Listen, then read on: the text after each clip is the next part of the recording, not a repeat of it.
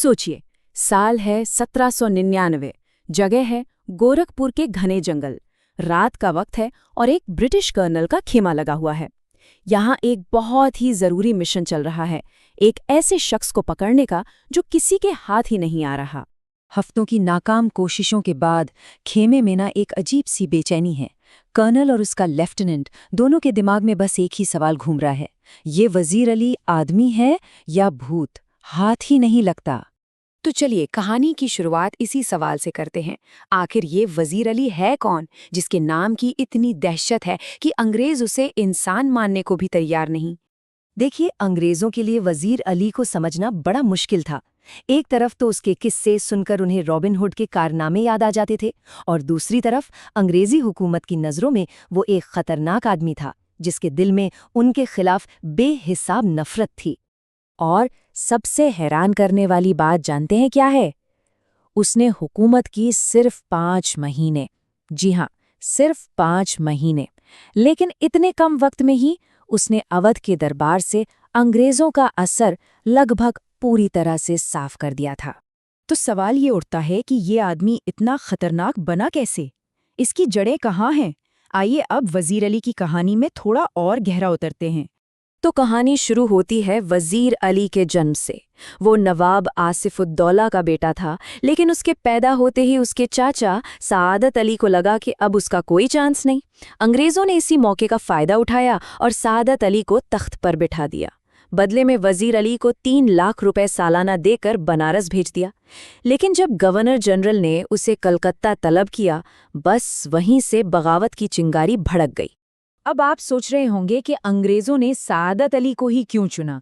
भाई सीधी सी बात है, सादत अली उनका दोस्त था, ऐशो-आराम की जिंदगी जीना चाहता था। उसने अपनी आधी जायदाद और 10 लाख रुपए नकद खुशी खुशी अंग्रेजों को सौंप दिए। और दूसरी तरफ था वजीर अली, अंग्रेजों का कट्टर दुश्मन, जिसका बस एक ही मकसद था, उन्हें हिंदुस्तान से बाहर निकालना। और फिर बनारस में वो हुआ जिसने सब कुछ बदल दिया। वजीर अली कलकत्ता बुलाए जाने की शिकायत लेकर कंपनी के वकील के पास पहुंचा। उस वकील ने उसकी बात तो सुनी नहीं, उल्टा उसकी बेइज्जती कर दी। बस वजीर अली के तो खून में जैसे आग लग गई। उसने खंजर निकाला और वही वकील का काम तमाम कर दिया।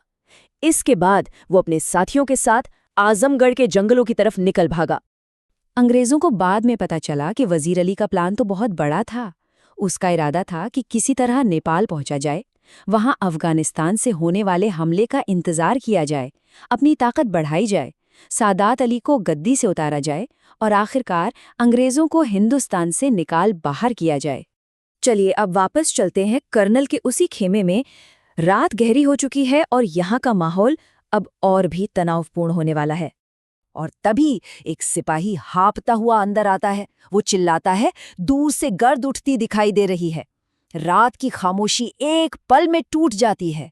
पहले तो सबको लगा कि कोई बड़ी फौज आ रही है, लेकिन लेफ्टिनेंट ने ध्यान से देखा और कहा, गर्द तो ऐसी उड़ रही है जैसे पूरा काफिला हो, मगर मुझे तो बस एक ही सवार नजर आ रहा है। ये बात तो और भी हैरान करने वाली थी। एक अकेला घुड़सवार, और वो भी बिना डरे सीधा उनके कैंप की तरफ घोड़ा दौड़ाए चला आ रहा है। आखिर ये है कौन? वो सवार खेमे के पास आकर रुका और बाहर से ही आवाज लगाई, मुझे कर्नल से मिलना है। उसकी आवाज में हिम्मत थी, डर का नामो निशान नहीं था। कर्नल ने उसे अंदर आने दिया।